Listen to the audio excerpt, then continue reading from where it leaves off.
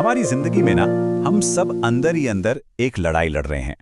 ये लड़ाई किसी और से नहीं बल्कि खुद से है। एक तरफ है हमारे इमोशंस, हमारा गुस्सा, हमारी जल्दबाजी, और दूसरी तरफ है हमारी समझदारी, हमारा ठहराव, हमारी शांति।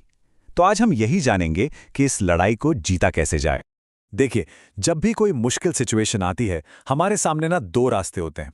या तो हम तुरंत रिएक्ट करें, मतलब इमोशनल हो जाएं, गुस्सा करें, या फिर हम रिस्पॉन्ड करें, मतलब एक पल रुककर सोच समझकर जवाब दें। आज हम इसी सोच समझकर दिए गए जवाब की असली ताकत को समझने वाले हैं। सुनने में ये एक छोटा सा चॉइस लगता है ना? लेकिन सच तो ये है कि यही वो एक चीज़ है जो एक पावरफुल और एक पावरलेस इंसान के बीच का फर्क तय करती है। तो चलिए इस छिपी हुई ताकत को थोड़ा और करीब से देखते हैं। तो चलिए थोड़ा और गहराई में उतरते हैं कि आखिर ये रिएक्शन और रिस्पॉन्स, मतलब गुस्सा और सोच समझकर दिए गए जवाब में असली फर्क है क्या। एक इमोशन से चलता है तो दूसरा लॉजिक से। आइए इसे और बेहतर तरीके से समझते हैं। चलिए इसको ना एक बड़े कॉमन से उदाहरण से समझते हैं। मान लीजिए आपके ऑफिस में किसी ने आपका किया हुआ काम अपने नाम से दिखा दिया। अब पहला ख्याल क्या आएगा? यही कि सबके सामने उसकी क्लास लगा दी जाए। यह है एक रिएक्शन, एक इमोशनल रिफ्लेक्स। लेकिन एक पावरफुल रिस्पॉन्स क्या होगा? आप शांत रहें, उस काम के सबूत इकट्ठा करें और सही समय पर अपने मैनेजर से अकेले में बात करें। देखा आपने फर्क? तो सवाल ही उठता है कि एक खराब रिएक्शन और एक पावरफुल रिस्पॉन्स के बीच कितना फासला होता है। क्या आप यकीन करेंगे? सिर्फ 10 सेकंड का। जी हाँ, यही है वो 10 सेकंड का नियम जो सब कुछ बदल सकता है। बस रुकिए, एक गहरी सांस लीजिए, थोड़ा सोचिए और फिर जवाब दीजिए। अच्छा, अब एक और बहुत ही दिलचस्प कॉन्सेप्ट पर आते हैं, हमारी मेंटल एनर्जी। इसे ना एक एनर्जी बैंक की तरह समझिए, जिसमें रोज सुबह एक लिमिटेड एनर्जी क्रेडिट होती है। सोचिए, हम सब रोज सुबह एक 100% चार्ज्ड बैटरी के साथ उठते हैं, फुल एनर्जी। लेकिन फिर दिन खत्म होते होते ऐसा क्या हो जाता है कि ये बैटरी पूरी तरह ड्रेन हो जाती है?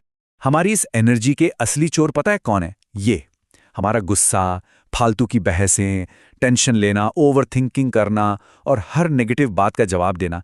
ये सब धीरे धीरे हमारी दिमागी बैटरी को चूस लेते हैं और हमें पता भी नहीं चलता।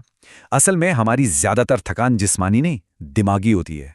तो देखिए, शांत रहना या कामनेस का मतलब कमजोरी या डरपोक होना बिल्कुल नहीं है, बल्कि ये तो एक कला है। अपनी सबसे कीमती चीज, अपनी एनर्जी को बचाने की कला, ताकि हम उसे वहां लगा सकें जहां उसकी सच में जरूरत है। हमारे लक्ष्य, हमारी खुशी।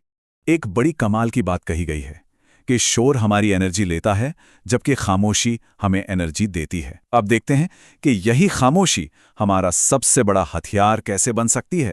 पता है, कभी कभी कुछ न बोलना बहुत कुछ बोलने से ज्यादा असरदार होता है। खामोशी या साइलेंस ये सिर्फ खालीपन नहीं है, ये एक स्ट्रैटेजिक हथियार है। किसी भी झगड़े या बहस में क्या होता है, जब हम बोलना शुरू करते हैं तो हमारे शब्द बहस को और हवा देते हैं, बात बढ़ती चली जाती है। लेकिन जैसे ही आप चुप हो जाते हैं, सामने वाला बेचैन हो जाता है। उस चुप्पी को भरने के लिए वो और बोलता है, और अक्सर जल्दबाजी में सच उगल देता है या अपनी असलियत दिखा देता है। तो पॉइंट ये है कि लगातार बोलना आपकी इनसिक्योरिटी दिखाता है, जबकि खामोशी वो आपके सेल्फ कंट्रोल को दिखाती है।